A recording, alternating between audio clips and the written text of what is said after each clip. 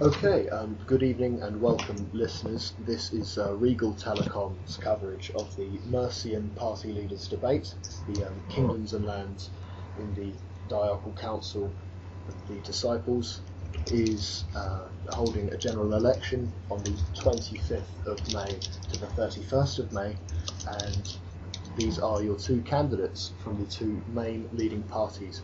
We have Baron Cahill, representing the National Liberal Party. Thank you. And we have Baron Callum Newton, representing the Humanist People's Alliance. Thank you. So, Shane, you can begin. Each candidate will have a minute to give a basic overview of their policies and what they want to do should they form a government after the 31st of May. Shane, whenever you're ready. The National Liberal Party will place the best interests of our society at the top of the next government's agenda. We will nurture the growth of Mercia by attracting more citizens and gaining more land. We will start the process of developing an economy, something few micronations have attempted, by focusing on light industry and agriculture. In the international sphere, we will make sure Mercia takes her rightful place as a leading micronational power. The NLP will support the growth of the cultures of Mercia within society, as well as the growth of Mercia's cultural scene. We will promote the development of the arts by encouraging the poets, musicians and artists of our land to contribute their vast talents to our society. We will set up a Mercian Heritage Trust to protect the lands and artefacts significant to our history. The environment will be a core concern of an NLP government. We will make Mercia the country which leads the way in the Vertiga Empire and the micronational community in terms of environmental protection. We will encourage recycling, plant trees where possible, encourage citizens to try their hands at growing food, and encourage litter picking groups to clean up areas which demand attention. Thank you. Okay, thank you very much. Callum, whenever you're ready. The Humanist People's Alliance of Mercia will ensure that instead of an undemocratical system of unelected authority, we will ensure democratic reform for our parliament, including protection for those who wish to critique any practices involved in government affairs. We will work towards a more secular government system, which will involve the disestablishment of authority from any religious or exterior organisations that are not directly involved within a democratic sphere. We will amend the September 30th Nobility Bill, which includes the basic creation of an above nobility in Mercia, and ensure that all territory and ensure that all people are set on an equal platform instead of a noble platform. We will ensure that our country is committed to secularism by outlawing nationally recognised patron saints. And furthermore, outside of internal policy, we will ensure, and we pledge this, that we will create a governmental YouTube channel and find other forms to establish media relations with all the citizens of Mercia. Thank you. Thank you very much. And with that, we're moving on to our first question from Damien. What will the different parties do to kickstart a Mercian economy? Or if not, what plans do they have in place for a potential future economy? Shane, if you'd like to go first, you have a minute to describe basic National Liberal Party policy towards this. Then we'll pass on to Callum, and then we'll have an open debate about it for 5 minutes or so. So Shane, whenever you're ready. I come from a micronation which really prioritises the economy as part of the main plan for government. We've seen a massive potential in the agricultural and food sector. Already this year we've tripled the amount of land we've dedicated to agriculture, and I think this can be replicated in Mercia. There's lots of land available for us to grow food, so we can really focus on developing this sector.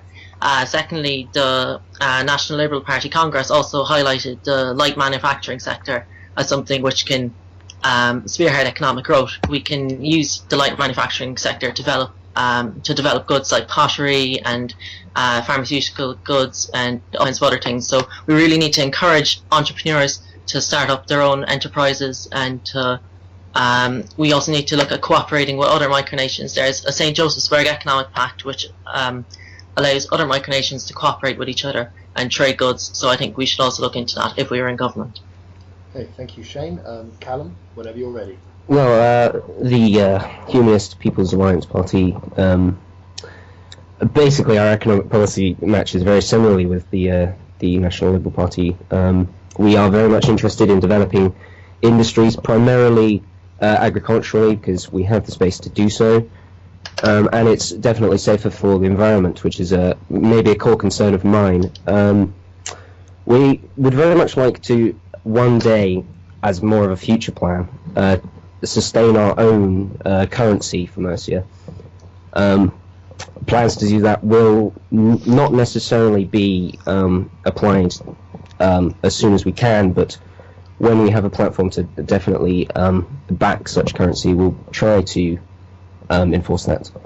We also wish to cooperate more so with international or intermicronational nations, especially in trade, but first would establish an organisation to identify such communities in a way that can detect how their GDP works and how their economies are established as well. Okay, thank you very much then. Well, I'll open the floor to both candidates. You say that you have similarities in your economic policies, so I'd like to see where those sort of similarities and where those differences also lie. If any other one would like to start, then that's fine. Well, my party we're not so focused on economy. That's the real issue here, in that we're more of a reform party. We want to change the way things are run to ensure that democracy is important. That's our main issue here. So economically, we haven't got so many policies written up at this point, but this is an issue that we are further developing into. So, but we would, as I outlined, very much like to create industries and go into agriculture, which is very much an important and probably a very profitable industry for us to develop in. So I don't know about you. I would agree that agriculture is a sector that we should definitely focus on. Like, we're quite a disparate nation in terms of we've citizens residing in many different countries around the world. So I think we should focus on a more localized economic approach. We should focus on developing more local economies rather than trying to unite all these local economies into one national economy.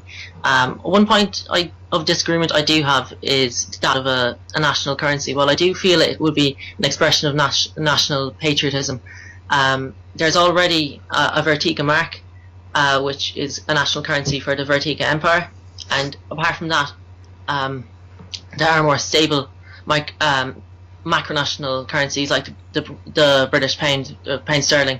And so I don't think that it's a project that we should focus on, as there's economic projects which demand much more attention, in my opinion.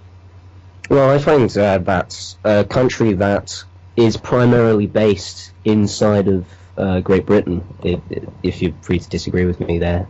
No, I find that 2/3 of our territorial claims are in the United Kingdom. I find it would be safer to have a currency based on the British pound sterling, as it is primarily where we're based, and it will just simplify any issues needed in creating a currency that is essentially backed by that. The problem with the Vertic mark and the empire in and of itself is that it's not necessarily democratically run, and that gets in the way primarily of how the people in this country understand who is in charge. And I'm not going to go so far as to say that it's a completely religious empire, but there are definitely religious influences involved that maybe our citizens should start to question, and we should primarily be mostly deciding and definitely setting up as a primary to basically govern ourselves more so, maybe go not independent necessarily, because there are obviously a lot of important things that the Vertic Empire does give us, but I think that we need to think about how we're run internally, and maybe sort of move further away from the Vertic Empire in that respect. Maybe sort of establish the fact that we are our own country and not... And I think that's important for the nation, the citizens of the nation, to definitely see. So, in regards to currency and that issue, it would be much safer to create our own and promote that nationalism that maybe we need to sort of identify in our own sphere and have it backed in a different way, especially by the pound sterling instead of it's the Brazilian, I can't remember the name. Brazilian real or reals. Yeah. Or... So it like, not even just for economics, it's important that we can have a nationalist value coming out of a currency, not just economically. And I assume I'm right in saying the pound sterling is definitely more stable. So it's also safer for our economy. Well, I would just like to quickly inform the audience that the Brazilian real is also one of the most robust currencies in the Americas at the moment. But that's neither here nor there. Both candidates, I believe, have briefly mentioned our membership and status in the Vertic Empire, and the Humanist People's Alliance is clamouring for reform in that area. So we can briefly dabble into some foreign policy before we move on to the next question, just by gauging National Liberal Party and Humanist People's Alliance Party opinions on Vertic Empire membership, and what these parties would do for Mercia in the Vertic Empire should they form a government, whenever either is ready. I'd just like to say that the Vertic Empire is a community of nations. It's there for us to cooperate. I would agree with what Callum said, that people often feel disconnected from the hierarchy, the central command of the Vertic Empire. It has suffered a lot from inactivity as of late, and I think as one of the main nations in Mercia, if not, or the Vertic Empire, if not the main nation, we should definitely try and fight our case, make ourselves more prominent in the Vertic Empire. It's a great community of nations. We've got this opportunity to cooperate with countries like Nolland and other countries like that. I definitely would be advocating reform, though. We should definitely make it more democratic. There's definitely kind of slight autocratic elements in some parts. I think the Imperial Council, for one, should become more democratically run. We should have a greater say in how Mercian people should have a greater say in how it's run. Definitely. I am definitely in agreement with Shane on reforming definitely an Imperial Council, or the Imperial Council. We need to ensure that Mercia comes first when it comes to the Vertic Empire. So, as Shane outlined, it is and should be treated as such a union of nations, but primarily as just friendships. Like the idea of all countries getting involved together, sort of, it does frighten me. Like to establish sort of to sort of go into each other, and my party would definitely advocate. We need to stay primarily for Mercian citizens and try to less so have a system that sort of puts us... we need to ensure that the hierarchy of the Vertic Empire is not as impeding on us. We need to have a system whereby we can act within an economic sphere, we can trade inside of the Vertic Empire, but to ensure that our independence is secured and that Mercian citizens do not feel that there's anything going on in the background, to ensure that the Vertic Empire and Mercia is separate but friendly, essentially. I'm going to throw out loads of words.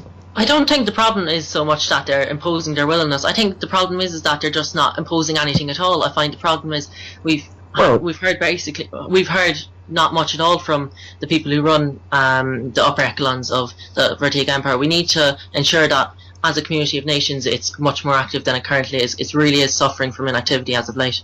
Before we move on, I'm going to have to cut you there, Callum, I'm afraid. But before we move on, I will say that there is a minor party running in this election that unfortunately could not send any representatives to this leader debate. The Vertig Unionist Party, who I've spoken to and have discussed policy with privately, have said that one of their major campaign proposals is to reform the Vertig Empire by reforming the Imperial Council and also creating a pan-imperial lower house of government, which will be democratically elected. But we have heard nothing from the National Socialist independent candidate Paco Velasquez, the Baron from the Mercian voting range. But we're going to move on to the next question now. This one is from Llewellyn. What are your opinions on the nobility and the lordships, and what will your party's policies towards them be should they enter government? Shane, you may begin. You have a minute to discuss this. I guess the view of the National Liberal Party in regards to the government is, if it ain't broke, don't fix it.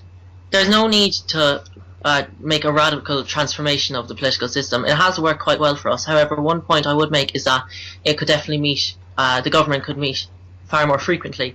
The Parliament hasn't really met a lot in the past year, and if the NLP was in government, we'd ensure that the government meets on a regular basis, such as every fortnight, that the Parliament is frequently debating legislation, proposing legislation.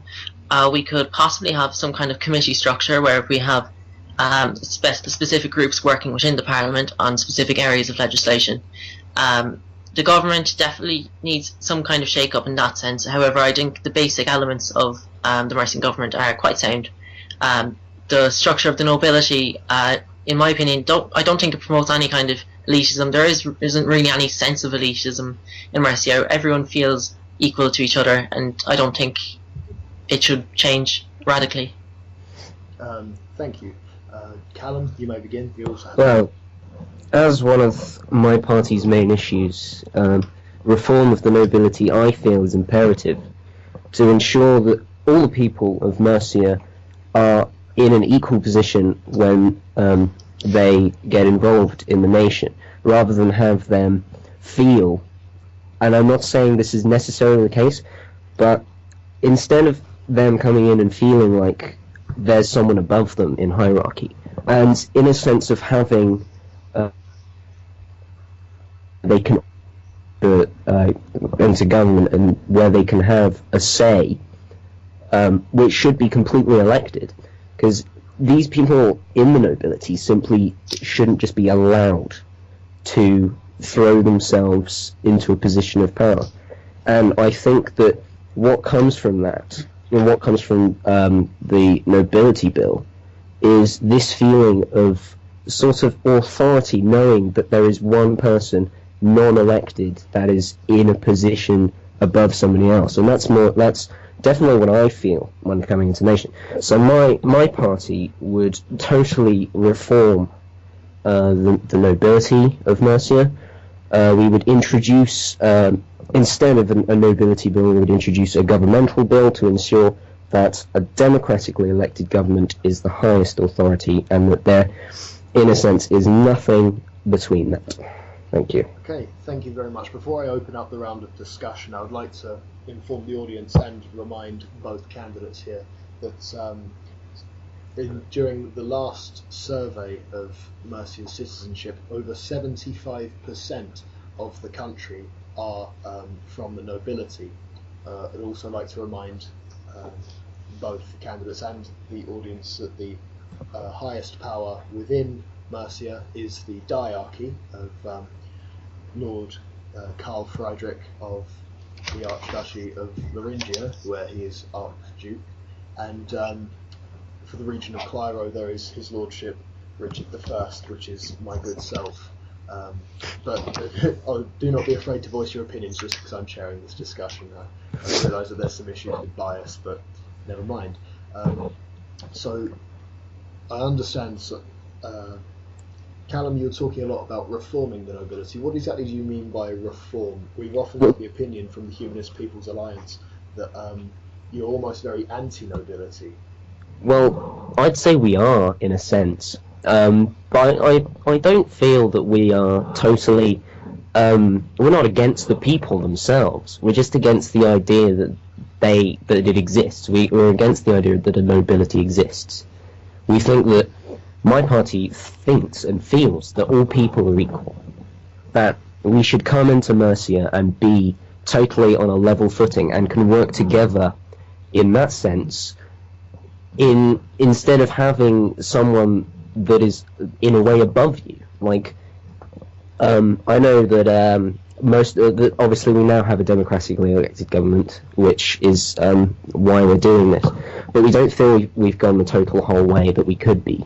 And this goes hand in hand, in my opinion, with the Mercian Christian Church, because obviously, even now, a cabinet member is still chosen by, assuming that's still decreed, still chosen, unelected, and it's not a way that our country should be run.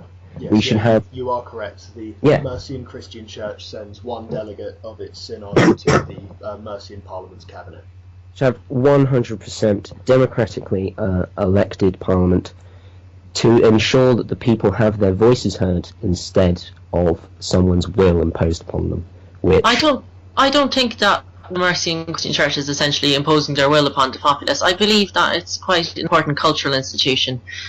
It's like the NLP has a strong cultural platform, and one of those points is that we would really promote free expression of faith, and the Mercian Christian Church should have every right to send a member to cabinet. And again, we should consider it's only one member of cabinet. It's not like this person has massive leeway over how the country is run. Every member of cabinet has an equal say to how the country is run, so I don't think the Mercian Church has like a particularly dominant effect over the way things are run. It's still a sixth of the cabinet. A sixth, right? That can mean the difference between anything, really. That could mean the difference between any legislation. And the point being here is that the Christian Church will have its own agenda. And that agenda may not fully represent the ideas of the people. And the problem with that is clearly that it's not fair, and it's so undemocratical that it should be reformed, that we should have a completely 100% democratically elected parliament to ensure that everyone has their voice heard and that there's no bias against that. Well, we should also recognise that.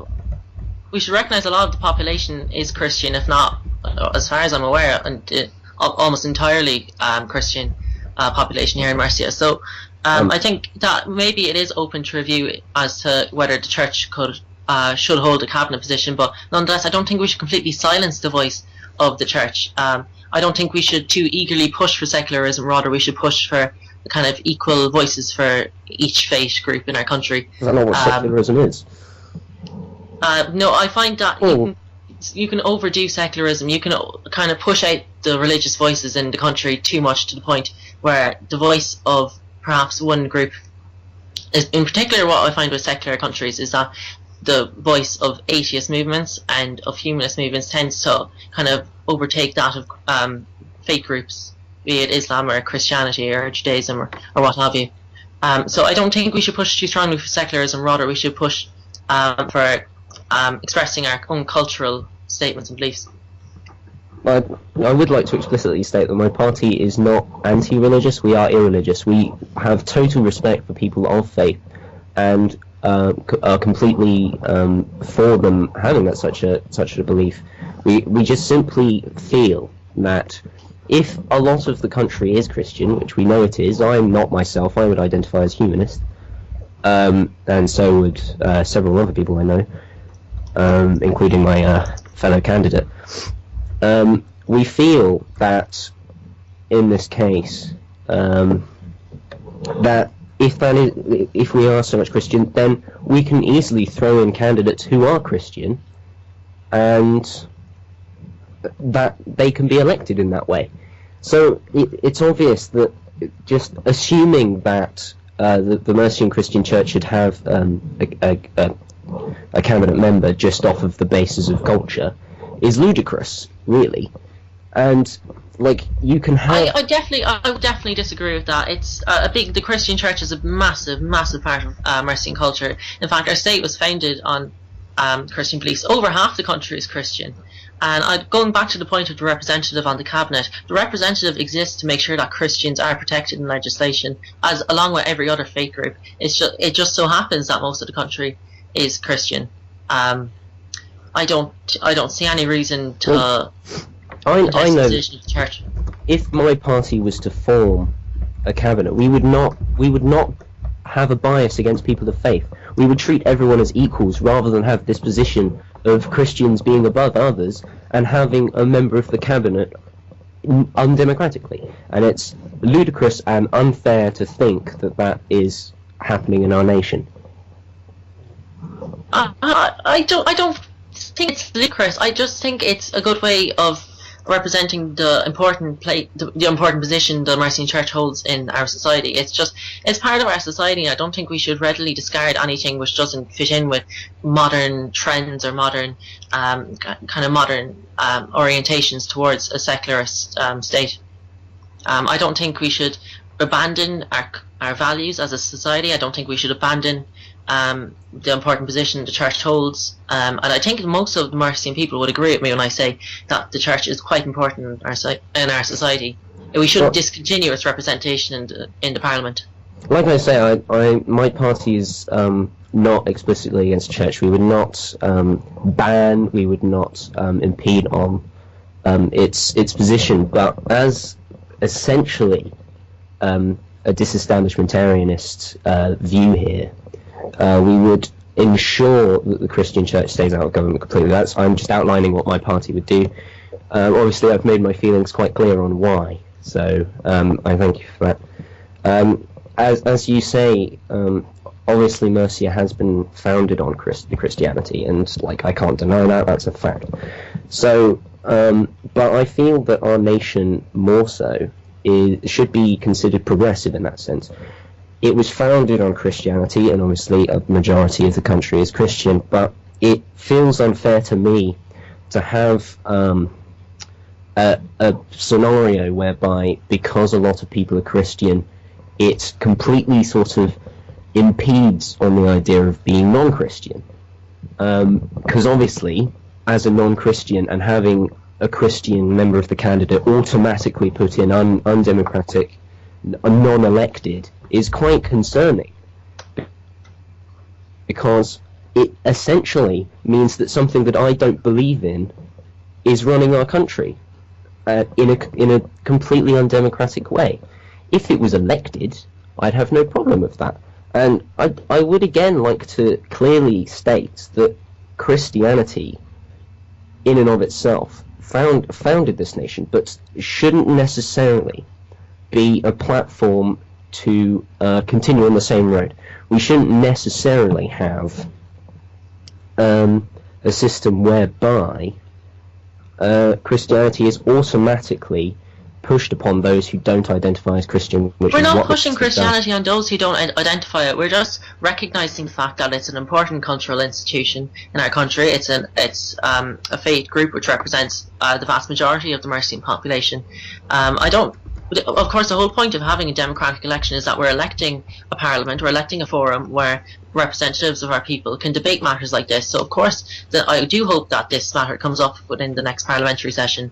But I don't believe it should be of massive concern to our citizens that there is just one unelected member on the cabinet. It is, like most of the Mercian people would be quite happy having a representative of what would be their religion on the cabinet. But then again, I don't think that religion is a defining characteristic of any politician. I don't think it's particularly important to what is enacted in the next government. Like, whoever forms the next government, of course they might be Christian themselves, but what's important is that we don't prioritise any religion over the other. I don't think having a Mercian Christian representative on the cabinet is prioritising that in any way.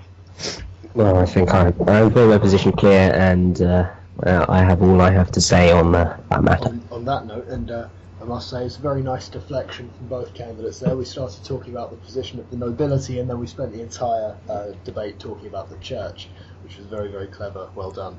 Our final question tonight, because we are actually running over, but we've all agreed to extend through private messaging. This one is from a Thomas. What policies do the parties have on the matter of immigration, that is, individuals acquiring citizenships in Mercia? Or into Mercia, sorry. Shane, you may begin in a minute. Mercia has looked in the past to the micronational community for citizens, so I think we should again look to the micronational community. Most of the candidates running into selection are also involved in other micronational products. They bring with them a wealth of expertise that can be used to help advance our nation. We are a truly international nation. We have people of all kinds of backgrounds and nationalities, of political beliefs and of religions. We shouldn't discriminate at all when we're reviewing citizen applications. We should also look at expanding our territory to include new territories with new citizens living in those territories. So once again, I would stress that we should definitely prioritise our attracting citizens from the micronational community.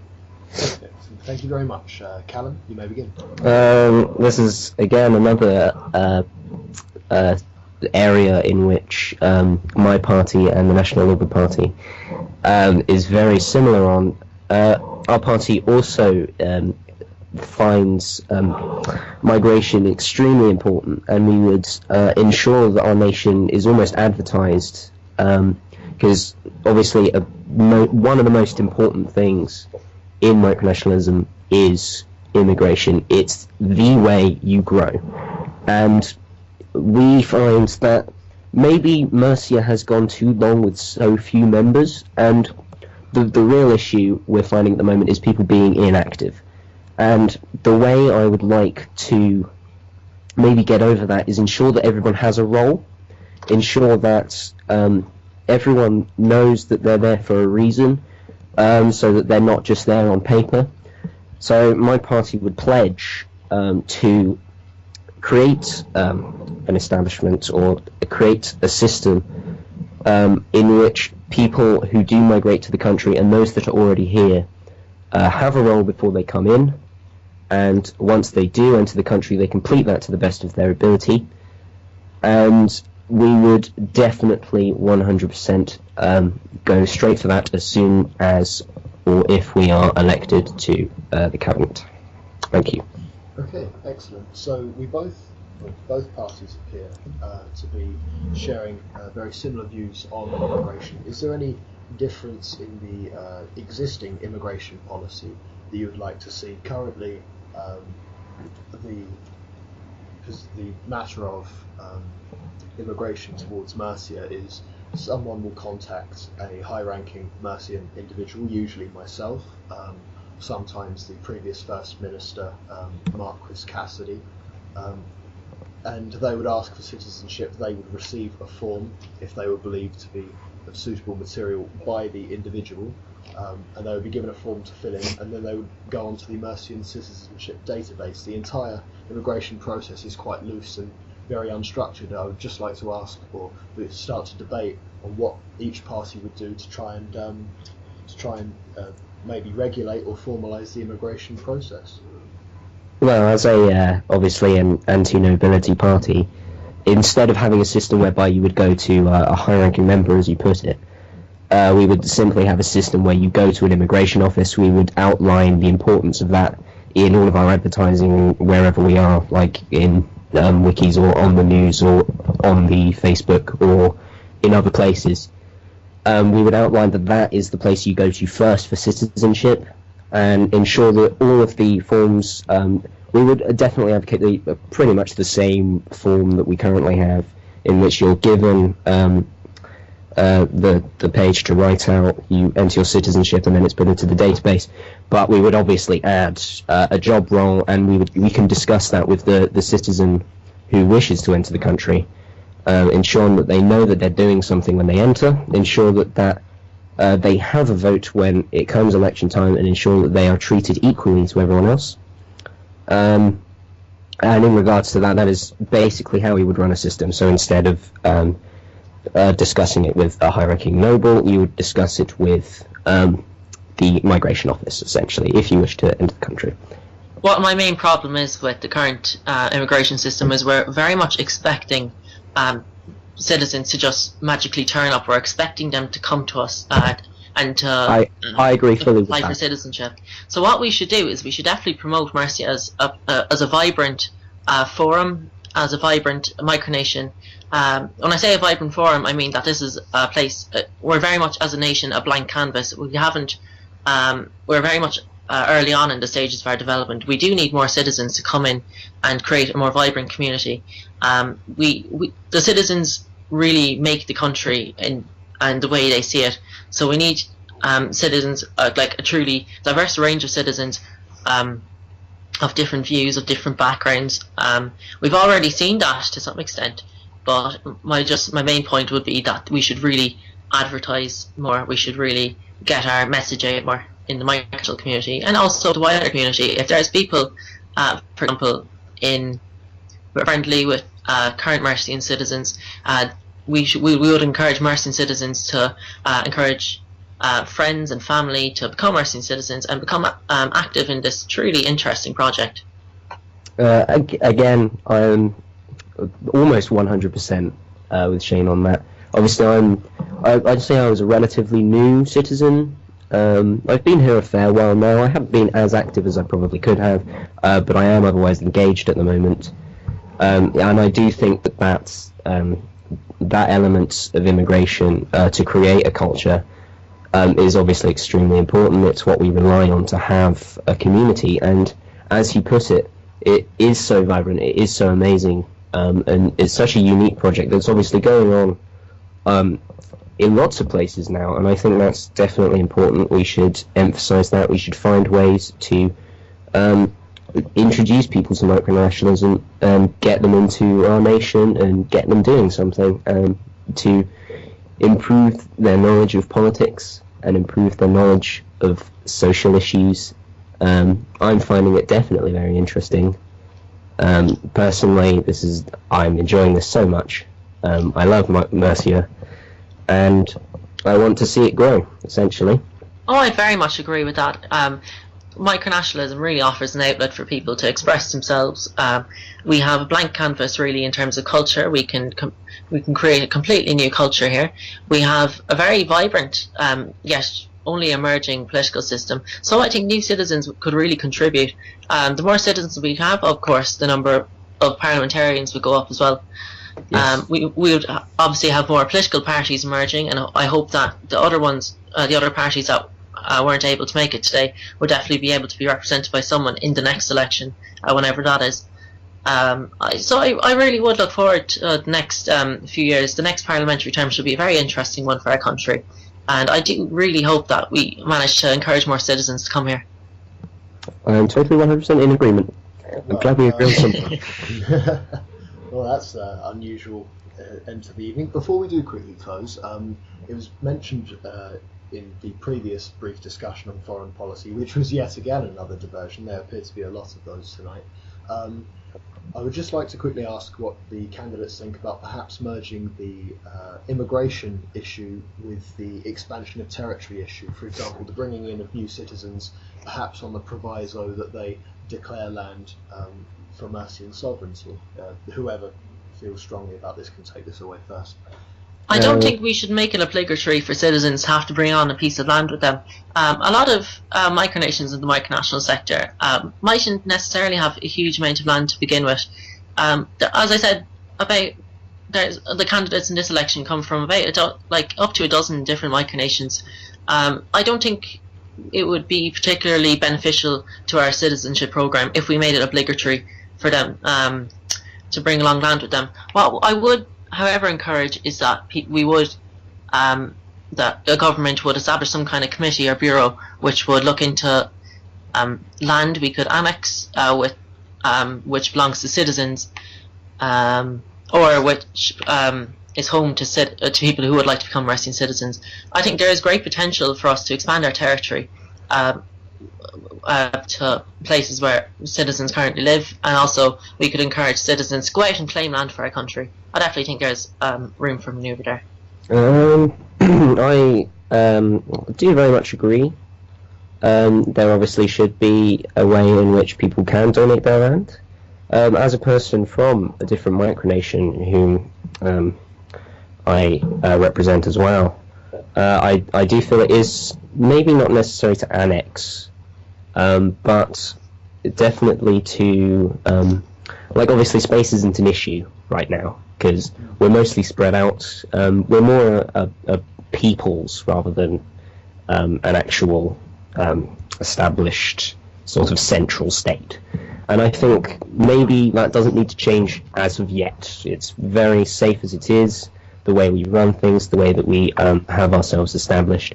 So territorial expansion would not be a primary concern of my party if we were to form a government at the end of this election. So I just want to make that very clear. But I am in agreement that there should be a system in which a newly migrated citizen can donate their land to the country and the government. Okay, thank you very much. I would definitely agree with that. Yeah, we should definitely allow citizens to include the land they have, to have it come under the jurisdiction of Mercia. But I don't think we should completely discount annexing more land in the future. We've seen a lot of micronations in the past 3 to 6 months annex more and more land, and first of all, there is no opposition to this from macronational powers, so I assume that they have no problem with that. But it's not necessarily detrimental to our country sovereignty and to law and order in our country if we annex more land. I don't see any major issue with annexing more land. I think overall it would be mostly beneficial. I do find that maybe just going straight in and assuming that there's no repercussions here is maybe not a safe bet. My party would advocate more peaceful solutions, but I do feel maybe along the same lines, in terms of other micronations, we can certainly talk to them about the way that territory works, and we would like to, or my party would advocate more into micronational relations, and I don't think annexing territory is going to help that.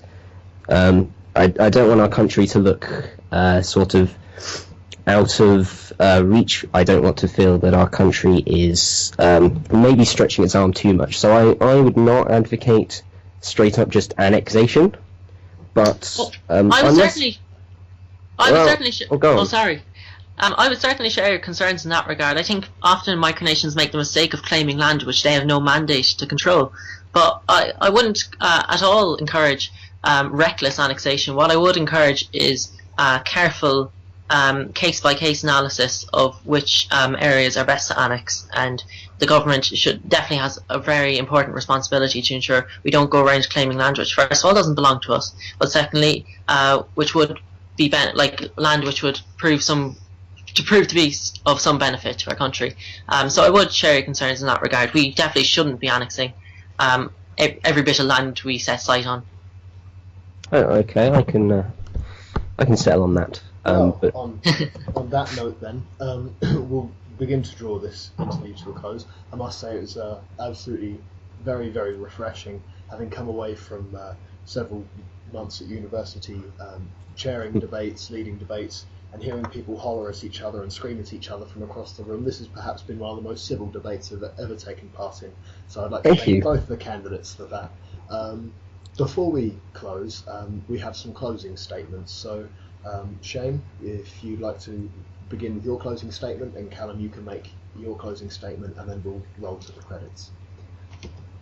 This May, voters in Mercia face a choice between the extremes of ideological politics and our balanced path of progressive development. The National Liberal Party is a party of the middle ground, the one which puts the development of our nation before ideological squabbles. We won't sway too far to the left like the Humanist People's Alliance, or too far to the far right like some National Socialist candidates. Our candidates come from across the micronational community. They bring with them invaluable knowledge and expertise. An NLP government will represent the best interests of our people. we will implement each and every one of our promises in our manifesto, and we won't compromise our country's standing in doing so. An NLP government will be an active and hard-working one. There will be no legislative delay, no futile squabbling, no unnecessary bureaucracy, and no disconnect between people and Parliament. Most importantly, an NLP government would take pride in our nation, our culture, our values, and our beliefs as a society. We won't compromise what people believe in through unnecessary secularisation. Rather, we will encourage all manners of faith. I hope what I've said tonight will encourage you to make the right choice for our country. The direction our country takes is in your hands. So be bold, show pride for this great nation, and vote NLP this May. Thank you. People of Mercia, this is a great time of freedom and democracy. If you truly wish to see society and to see democratic reform and to see everything that you hold dear inside you, inside our great nation, you wish for this to change, you wish for this to adjust to fit your needs, then the People's Humanist Party is truly the party for you. We, as a collective, will ensure that 3 points are primary in our manifesto and are primary in a formed government at the end of this election. We will ensure democratic reform, we will ensure secularism, and we will ensure equality within our nation. So, citizens of Mercia, the Humanist People's Alliance is a party of real change for all. So vote for us on the 25th of May and ensure that you are free. I'd like to thank both candidates for showing up here. We had Baron Cahill of the National Liberal Party, Baron Callum Newton of the Humanist People's Alliance Party, and myself, Lord Richard I, who's been administering to this debate. I'd like to wish you all a very good evening, and that just about wraps it up. Thank you and good evening. Thank you. Thank you.